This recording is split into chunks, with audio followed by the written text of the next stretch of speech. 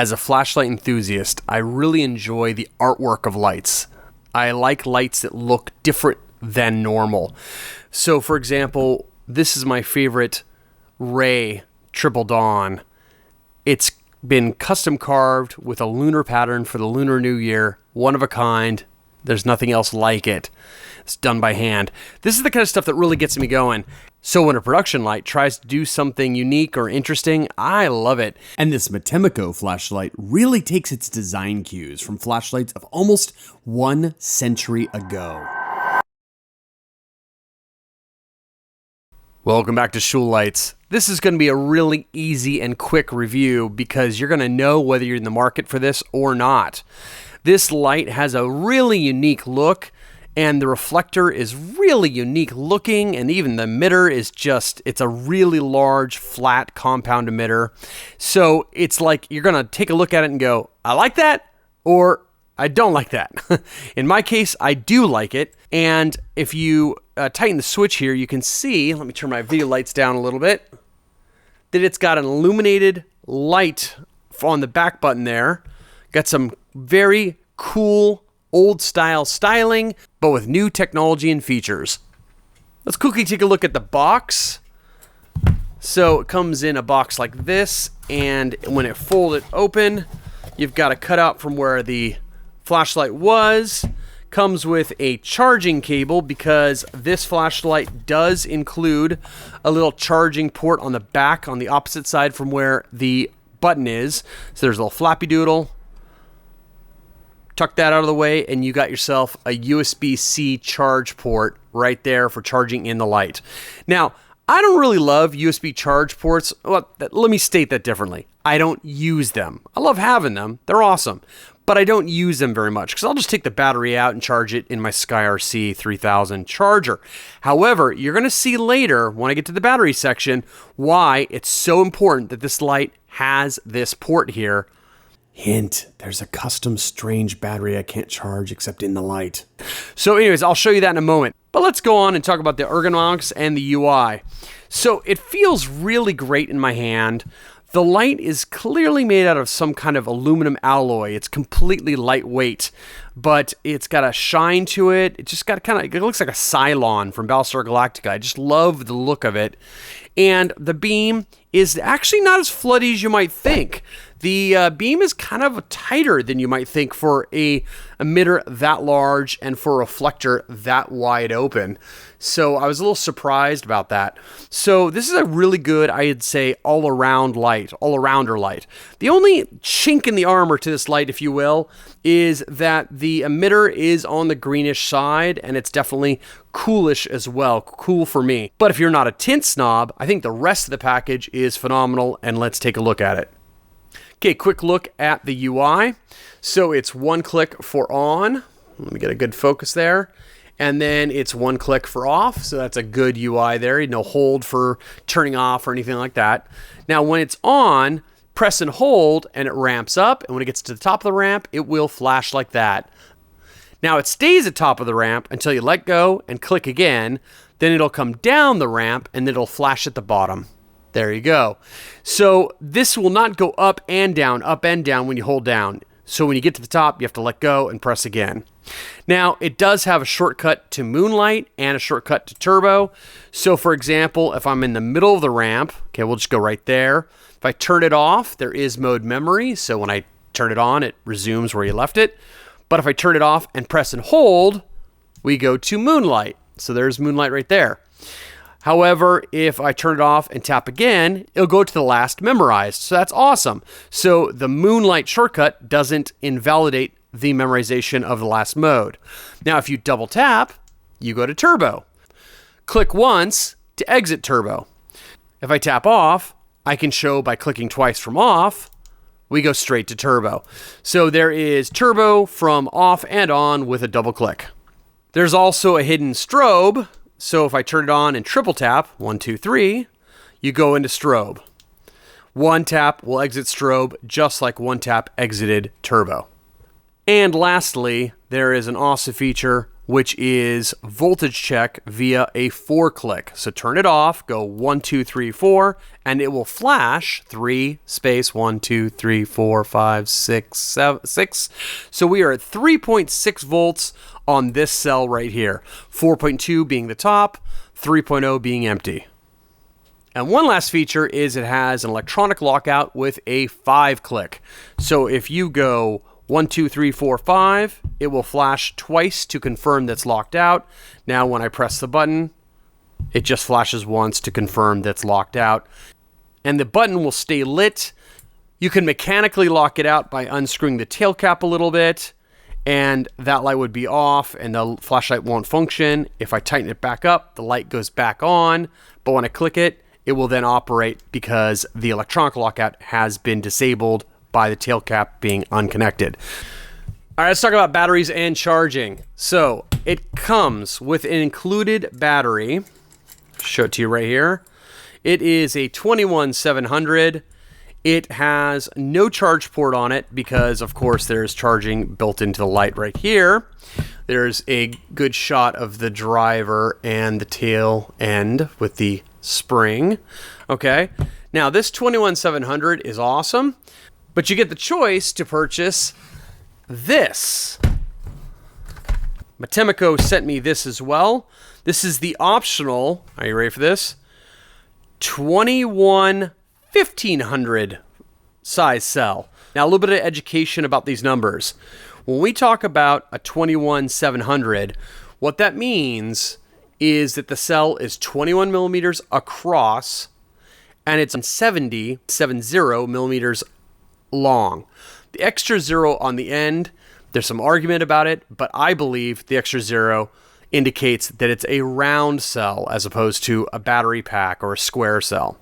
If you look at the naming on this battery, it says 1500. That's 21 millimeters across and 150 millimeters the length of the battery, and then it's round. So yes, this will be double the length of the battery that's in my hand. Let's get a good focus on this. There you go. Comes with the optional tube, and there is that monstrous battery that we're just talking about. So you can see that it is indeed a 1500 as opposed to a 21700. Now it's still a 3.7 volt, meaning 4.2 volt maximum battery. So it's not double voltage or anything, but it is double the runtime because this is 18 watt hours and this is 37 watt hours. But even cooler is this long tube. This long tube gives the light a completely different look. So let's go ahead and thread this into the head here. Now slip the battery in. Button side goes towards the head. Then on the short side, take the cap off. You need that. And if you want this little lanyard retaining ring, you have to take off the O-ring and then slide it off. I'm not going to do it right now. We're going to go without it. It would go right here on the tube. This is where that gold ring would go. But I'm just going to go ahead and put this cap on. Now there's double O-rings here, and you got to push against the spring, so push evenly and try not to cross thread it. You know, I'm doing this kind of a dumb way because what I really should probably do is unscrew the head to relieve some pressure, then try and fit this on. So there we go. That's better. Got that threaded that time without the additional pressure, and now I'll come over here and rethread this. There we go. So there you go. That is the long body tube with the optional 1500 battery. Got a very cool old style look to it. I really like it very much. Neat. All right, let's do some lumen and tint testing. So I've got my video lights on. You can see there's some light leakage right here, but don't worry too much about it because there's no true moonlight on this light. If I press and hold to go to what I called moonlight earlier, you can see it's actually about 10 lumens. So it's more like just an ultra low. Okay, I've got the scale set to 10 times value, and I've put a fully recharged 21700 in here. Let's do the turbo runtime test now. Double click. We hit about 6,700 lumens for a moment.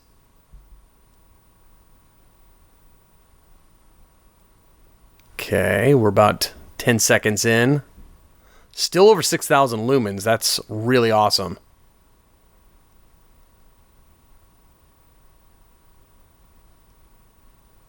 All right, and we're ending our test soon.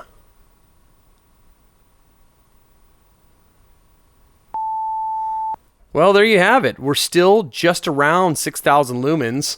So, and now it's starting to drop off. Not fast though. And I can feel it's quite hot here. So it's still not plummeting. A lot of things hit thermal limits and they just plummet down to 1,000 lumens very fast. This light is quite hot to touch right now. So that means that you can be assured you're going to get your 6,000 lumens for ANSI runtime. And when you feel it's hot, then it's probably starting to lose a little light, but still well over 5,000 lumens. All right, let's do some CCT and tint testing. This is definitely the Achilles heel to this light. It's very solid in every other regard, but the emitter, while high output, is definitely greenish. Let's go ahead and do it on low, so that's going to be the worst it could possibly be. And we get ourselves about 100 points above neutral and about 5,700K. Let's go about mid-ramp now.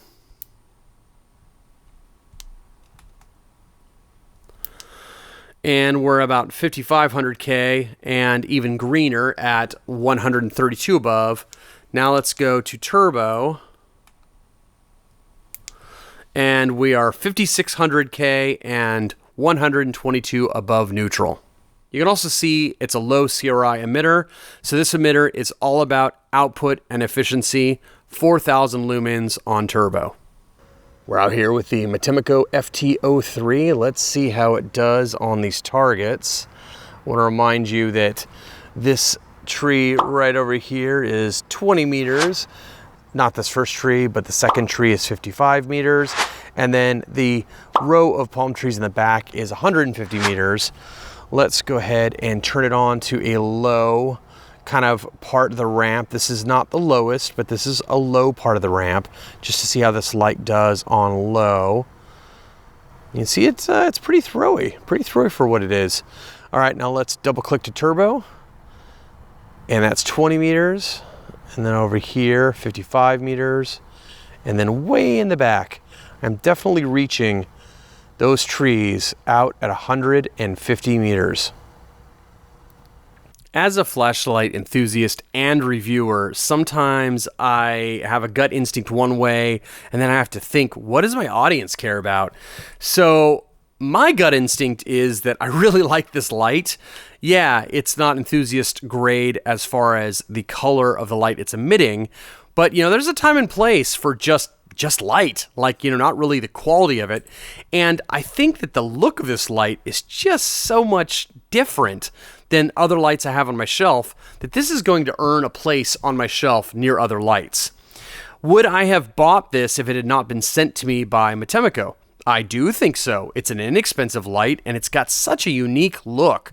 And I do collect lights for their look. For example, I have a reproduction of the Apollo moon landing light on my shelf. It's not high output, and it's not that useful actually in day-to-day use, but it looks so neat and so 1960s and Apollo NASA mission that, it just deserves a place on my shelf. And I think a light like this is going to turn heads when my friends come over and look at lights. They're going to say, hey, what is that thing? So I think it's worth owning. Now, if you are like me and you want something unique, you're going to want to pick up the FT03, but I do want to point out that it is green and not an awesome warm glow. I wish that was different. So maybe I'll research on what emitter would fit in there, and maybe I'll do a swap at some point. Don't have one right now, so I can't do it on camera, but it's something I'm definitely gonna look into. If I could get like a 3,000K emitter in there, yeah, that'd be awesome. All right, guys, thanks for watching this review, and I'll see you in the next video.